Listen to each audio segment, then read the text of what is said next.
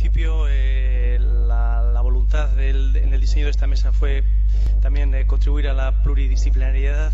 Os comentábamos también que habíamos trabajado con otros profesionales no facultativos, con psicólogos. Habéis visto el papel no solamente de la medicación, sino que también de la palabra, con sus ventajas y sus iatrogenias. Y para hablarnos desde el punto de vista de la psicología tenemos con nosotros a Conchi Báez, que nos va a hablar del papel del psicólogo en la atención a la salud mental. Muchas gracias. Gracias. Bueno, no sé si empezar la intervención agradeciendo o sospechando un poco de por qué estoy en esta situación siendo psicólogo y no siendo médico, como todos los que me escucháis y como todos los ponentes de la mesa. Creo que puedo aportar alguna cosa y alguna cosa en ese sentido, bueno, pues quizás diferente. Lo primero que os quiero comentar es con respecto a la juventud de la psicología. Sabéis que las primeras promociones en el estado de psicología surgieron en 1970 y el reconocimiento de la especialidad de psicología clínica lleva muy poquito tiempo, únicamente desde 1998 a nivel de reconocimiento como tal. Muchas veces, además, a lo que es la psicología se le ha añadido históricamente una fama de científica o de charlatanería, de tal modo que muchas veces las expectativas con respecto a la atención psicológica, que es lo que pasa cuando mandáis a un paciente a un tratamiento psicológico, o mismamente los usuarios, ¿no?, cuando acuden a un tratamiento psicológico, pues muchas veces no saben exactamente a qué vienen. Hay algunos de mis pacientes, por ejemplo, todavía me dicen, bueno, vengo a ver si me das una de esas charlas que parece que van bien, o no saben específicamente cuál es nuestro papel o qué es un poco lo que se les puede aportar. Una de las funciones fundamentales del psicólogo clínico, aparte del psicodiagnóstico, es la psicoterapia. ¿Y qué es eso de la psicoterapia, no? No es eso que se hace cuando una persona escucha a otra, cuando un médico escucha a su paciente atentamente, cuando le da apoyo, le expresa una opinión o le da un consejo, o incluso le puede reñir en un momento determinado por algo que no está haciendo correctamente, o que le permite que se desahogue, o aliviarle la culpa que puede tener por alguna situación concreta que se presenta en su vida.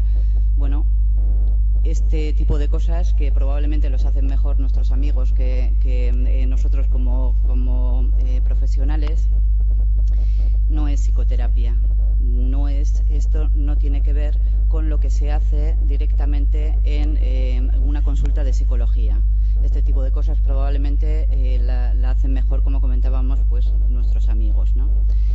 Entonces, si no es esto psicoterapia, ¿en qué consiste la psicoterapia? Porque esto es una interacción verbal entre dos personas en la que una intenta ayudar a otra a aliviarle o a quitarle el malestar emocional. En principio esto podría parecer que es, lo que hacemos los psicólogos o lo que hacéis muchas veces en intervenciones que intentáis aportar este tipo de apoyo psicológico. Bueno, la psicoterapia, cualquier tipo de psicoterapia, estoy hablando de cualquier tipo de modelo, me da igual modelos de tipo psicoanalíticos, que cognitivo-conductuales, que gestálticos, que tienen 4 características fundamentales, y una de ellas es que la intervención es profesional, es decir, es una persona que ha sido entrenada para hacer un tratamiento específico. Están basadas en un modelo teórico concreto, no tiene que ver con cosas que a mí se me pueden ocurrir o que mi sentido común diga o que en un momento determinado me puedan parecer bien. De ese modelo teórico se deducen técnicas y estrategias concretas a utilizar en las sesiones y, por supuesto, se dan en un contexto clínico, es decir, se dan en una reunión, en una terapia de grupo, en un contexto determinado, en sesiones individuales, pero siempre desde un punto de vista de los contextos, que es muy importante. Hay una parte, un 40% de cualquier mejoría en cualquier intervención psicoterapéutica la explican cosas que tienen que ver con la formación que los psicólogos habitualmente tenemos en habilidades de escucha, en manejo de la comunicación verbal, sobre todo en manejo de interpretación de la comunicación no verbal, aquello que la persona a veces dice de forma diferente a lo que está diciendo su contenido verbal, todo esto requiere una formación específica porque evidentemente hay que conocer bien cuáles son los momentos evolutivos. Una misma conducta alterada no tiene la misma significación en un adolescente que en una persona adulta de 50 años, y los momentos evolutivos son, por ejemplo, muy importantes, pero también los principios de aprendizaje o la funcionalidad de las emociones. ¿Para qué nos sirven las emociones? Porque en un momento determinado tenemos una emoción de rabia, y qué función tiene esa emoción, y si esa función es adaptativa o resulta patológica. Se desarrollan habilidades empáticas y se desarrollan habilidades de sugestión con respecto al paciente para conseguir que en un momento determinado haga cosas que vayan a favor de su salud. Otro de los factores importantes es la experiencia del terapeuta. No solamente las técnicas, sino que en función de la experiencia que pueda tener un terapeuta como profesional, las mismas técnicas funcionan mejor o no. Os decía que esto es cómo se hace, ¿no? Es decir, esto es una parte fundamental y explica el hecho de que el 40% de las mejorías se puedan de cualquier tipo de patología se pueda ver independientemente de la tecnología que se esté utilizando, de la psicoterapia que se esté utilizando. Sin embargo, nos queda un 60% que tiene que ver con el contenido. ¿Qué es lo que se hace en una psicoterapia? ¿Qué es aquello que, además de escuchar atentamente al paciente, de mostrarle nuestra empatía, que no simpatía, de interpretar su imagen, su comunicación no verbal? Existen una serie de técnicas psicoterapéuticas que funcionan en lo que son los trastornos mentales. Subrayo también lo de los trastornos mentales porque, como nos ha comentado Alberto, tenemos un problema adicional, porque en este momento se están presentando como enfermedades mentales cosas que son dolores de la vida cotidiana y que tienen que ver directamente con situaciones vitales absolutamente normales y no enfermedades, ¿no? Para muestra un botón, por ejemplo, se ha hablado aquí mucho, y es que estamos trabajando en muchos aspectos con respecto a los tratamientos antidepresivos. Nos estamos encontrando con que hay técnicas psicoterapéuticas que tienen una eficacia similar que a los fármacos antidepresivos, pero que además tienen una serie de ventajas porque no tienen problemas de tolerancia, o los problemas de tolerancia son menores, con lo cual tenemos pacientes más adheridos a tratamientos psicológicos, y las posibilidades de recaída son bastante menores que con tratamientos antidepresivos. Todo este tipo de cosas pueden aparecer, por ejemplo, en este momento disponemos de guías de práctica clínica como la NICE, que nos pueden indicar, por ejemplo, en depresión de intensidad leve o moderada, el tipo de tratamiento psicológico que se está utilizando, que tiene una evidencia científica de que funciona. Concretamente, estamos hablando, por ejemplo, de técnicas de resolución de problemas o de psicoeducación. Sin embargo, cuando la intensidad de la depresión es mayor, estamos hablando de técnicas cognitivo-conductuales, y estamos hablando de terapia interpersonal, es decir, técnicas concretas que se aplican a patologías concretas en función de la gravedad. Pero además, todo este tipo de intervenciones está manualizada. Eso significa que las sesiones se dedican concretamente, sesión a sesión, día por día, está descrito concretamente qué es lo que se hace en cada sesión. También está estudiado el número de sesiones de máxima eficacia. Funciona exactamente igual en ese sentido que el tema de las dosis en farmacología. Por ejemplo, en depresión leve estamos hablando de 8 o 12 sesiones en formato, concretamente en formato grupal. Es donde se están evidenciando, que son técnicas ya que están consolidadas y que han demostrado una eficacia que, como os decía, es similar a los fármacos, pero con algunos inconvenientes menores.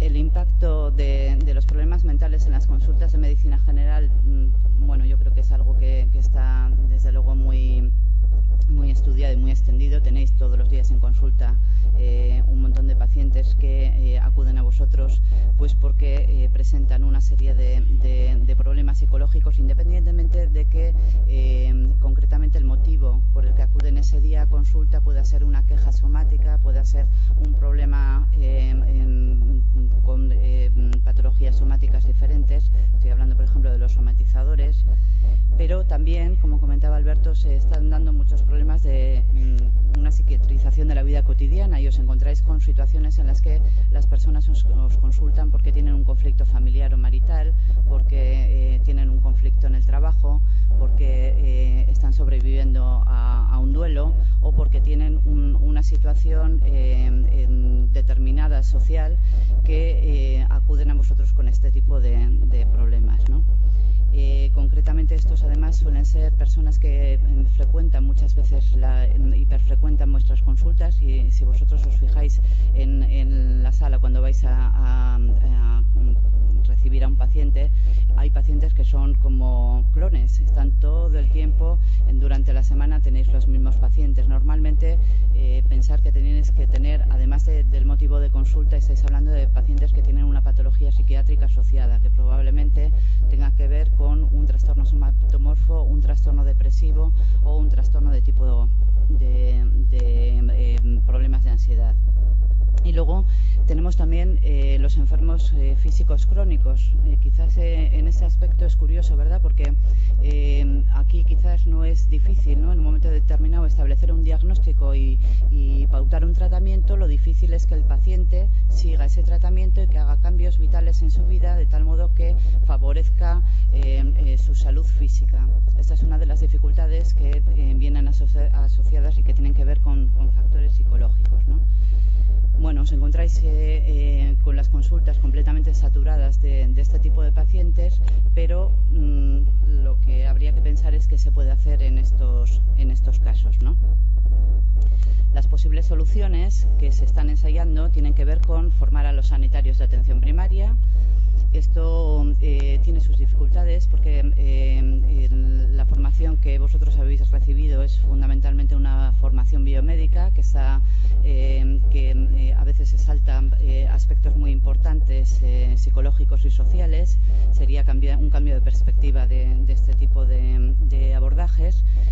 Por otra parte, bueno, yo no lo sé, por las quejas que oigo de mis compañeros, habitualmente estáis muy saturados para tener una formación específica en este tipo de patologías, y entonces una de las soluciones que se está llevando a cabo, vamos, que no son estratégicas, pero que desde luego son cotidianas, es incrementar la derivación a salud mental. Como no dispongo de tiempo, no sé muy bien qué hacer con este paciente, lo derivo, hago un volante y derivo a salud mental. Salud mental está en este momento bastante saturada, con problemas menores, con lo cual las intervenciones que tiene que hacer para problemas bastante más graves están empezando a resultar muy poco intensivas, muy poco frecuentes, con lo cual tiene que a su vez derivar este tipo de problemas a hospitalización o media estancia.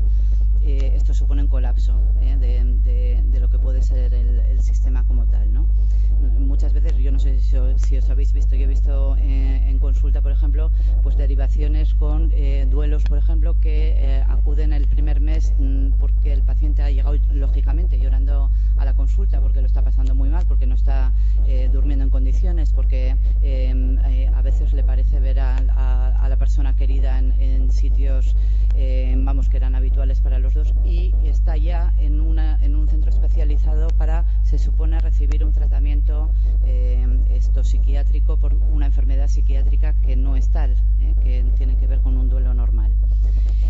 Una de las propuestas sería establecer un consultor de psicología de la salud dentro de lo que puede ser atención primaria. Las funciones de ese consultor de psicología estarían dirigidas a que podáis consultarle y podáis ser asesorados con respecto a trastornos somatomorfos, con respecto a qué aspectos de la adhesión a los tratamientos de los pacientes crónicos son importantes de trabajar, y también con respecto a la implementación, por ejemplo, comentábamos antes, de cosas que funcionan a nivel de, vamos, que están absolutamente comprobadas que funcionan a nivel de psicoterapia, que son los grupos de intensidad de psicoterapia e intensidad leve. Me gustaría comentaros, no sé si conocéis, supongo que algunos de vosotros sí, lo que se ha hecho en este aspecto en Gran Bretaña, porque yo creo que resulta muy importante. Desde el 2009 los residentes de psicología pasan por vuestras consultas duran durante un periodo de 3 meses. Yo creo que es una buena oportunidad para explorar todo este tipo de posibilidades que nos puede dar el hecho de que en qué os pueden ayudar o qué tipo de cosas pueden hacer en ese sentido los psicólogos.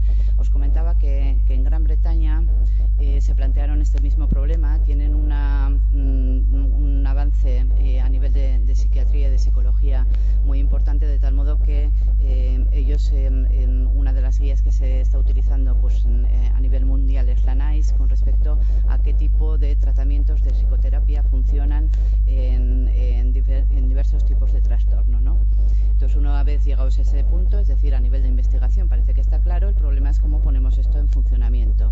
Ellos han hecho una apuesta muy importante y en octubre del 2007 hicieron una inversión de 400 y pico millones de libras para establecer dentro de los servicios de atención primaria un servicio de atención a trastornos psiquiátricos leves como tal, ¿no? Os he puesto ahí se llama Improving Access to Psychological Therapies, IAPT, con el acrónimo podéis entrar y tenéis toda la información disponible hasta el momento de cómo lo están haciendo. Para ello lo que hicieron fue formar a especialistas, a terapeutas, concretamente únicamente en las terapias aquellas que funcionan, que han mostrado evidencia, y ofrecer a la población en general, a través de los servicios de atención primaria, este tipo de tratamientos, porque muchas veces nos encontramos con pacientes que no toleran bien la medicación, que en un momento determinado no se niegan a tomar medicación, o que en cierto modo tienen ciertos problemas físicos, o están en periodos de gestación, o no podéis ofrecerle un tratamiento farmacológico como tal. Vale. Entonces, 2007, os comentaba, octubre. Ya sabéis que lo miden todo. Lo que han hecho ha sido poner en funcionamiento precisamente este tipo de tratamientos en atención primaria, y ver qué pasaba, porque han hecho una apuesta con respecto a la cantidad de dinero. Cuando hablo de inversión, el equipo que ha puesto en funcionamiento todo esto es un equipo también con economistas, de tal modo que la función, en lo que pretenden desde luego, es ahorrarse dinero a medio plazo, con respecto al impacto que supone el hecho de que de cada 4 personas que estemos aquí, por lo menos uno de nosotros vamos a tener un trastorno psiquiátrico que puede ser más o menos leve, pero que va a tener un impacto a nivel de bajas, a nivel de derivaciones a especialistas, a gastos médicos evitables, ¿no? Entonces, en este momento habían hecho un proyecto para 4 años, y en febrero de 2011 han rehecho una inversión todavía bastante más grande. Estoy hablando de grandes cantidades de terapeutas, de psicoterapeutas formados, en torno a unos 3.000, 4.000 para toda Gran Bretaña, ¿no? De tal modo que lo que pretenden es ofertar este tipo